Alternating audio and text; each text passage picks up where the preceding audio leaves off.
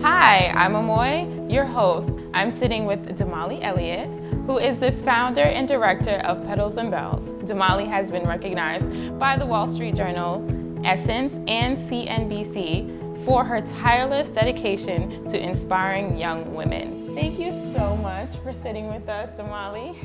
Thank you, Amoy. What a wonderful introduction. How did you come up with the idea for this organization? Well, in college, I had an experience that really shifted how I saw the world as a young woman. After doing public relations, I was so really thirsty and hungry to do something with meaning and with purpose, and that fulfilled me. And so I started a weekly dinner at my parents' home, and I had about 5 young ladies that would come at 7 on Thursdays, and they wouldn't leave until 2 a.m. in the morning.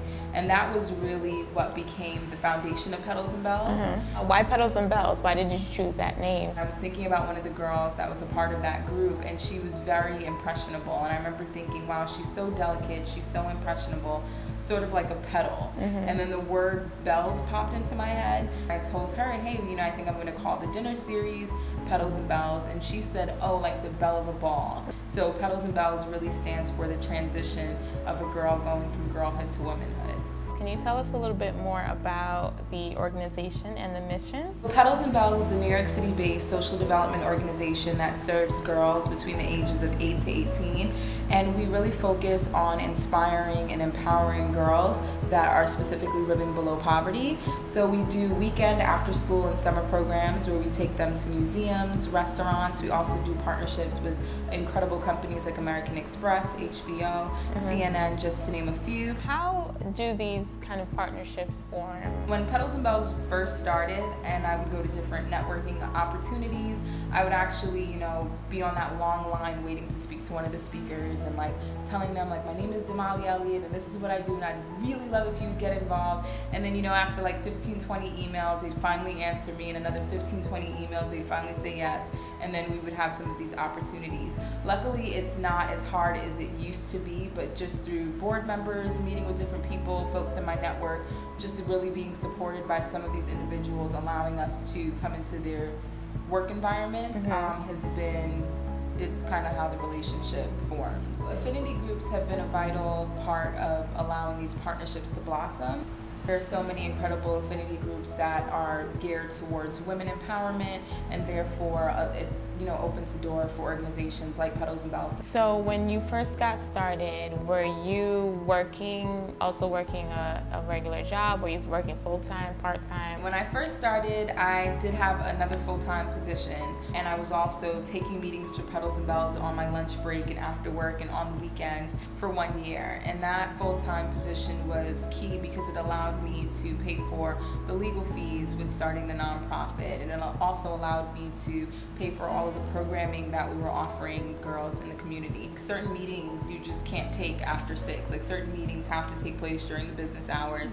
So I made a decision. I moved back home with my parents and decided that I was going to put all of my time and energy into Petals-n-Belles. Over the next 3 years, I worked for Petals-n-Belles full-time without being paid. That really allowed the organization to grow and to blossom into what it is today. You said it for 3 years after you left your full-time to start Petals-n-Belles full-time, that you didn't take a salary. Is that something that you anticipated going in? Absolutely not. I did not anticipate that. I did not welcome that. And Okay. I did not want that. I never in my life did I imagine that I would be in my mid-20s working really, really hard and not being compensated for it. Luckily, I love the work that I'm doing. I'm passionate about it, so that kept me going. But I was under the assumption that once Petals-n-Belles became a certified 501c3 organization, that there would be funding available, especially because there's such a need for this work. That's one of the misconceptions about being a nonprofit is, you think that there's going to be city funding and there's going to be state funding, and yes, there is, but tapping into that is just as hard as tapping into any type of funding. So I didn't realize that that could be such a big issue with nonprofits, but what are some other misconceptions about social entrepreneurship? A lot of larger companies want to help large organizations. So if you're a large organization that can say, you know what, we have fed 20,000, girls this year, then that company would love to partner with you. Over the past, what will be 7 years, we've served nearly 400 girls. We know their names, we know their stories, we know their families, we know what they're dealing with, and we're on a journey with them. So how does the organization make money? How does it bring in funds? So we do contracted services. So with the Department of Education, with all of the partners that I mentioned earlier, they literally pay for a portion of the program fees. But on the other end, we do a lot of grassroots fundraising as well. We have something on our website called the I Care campaign. Right now, we're actually trying to diversify our funding pool and really just tap into many streams of fundraising so that we're not depending on one revenue. So I currently work full-time, and I'm basically at that point that you were when you got started, working on my business after work, on weekends.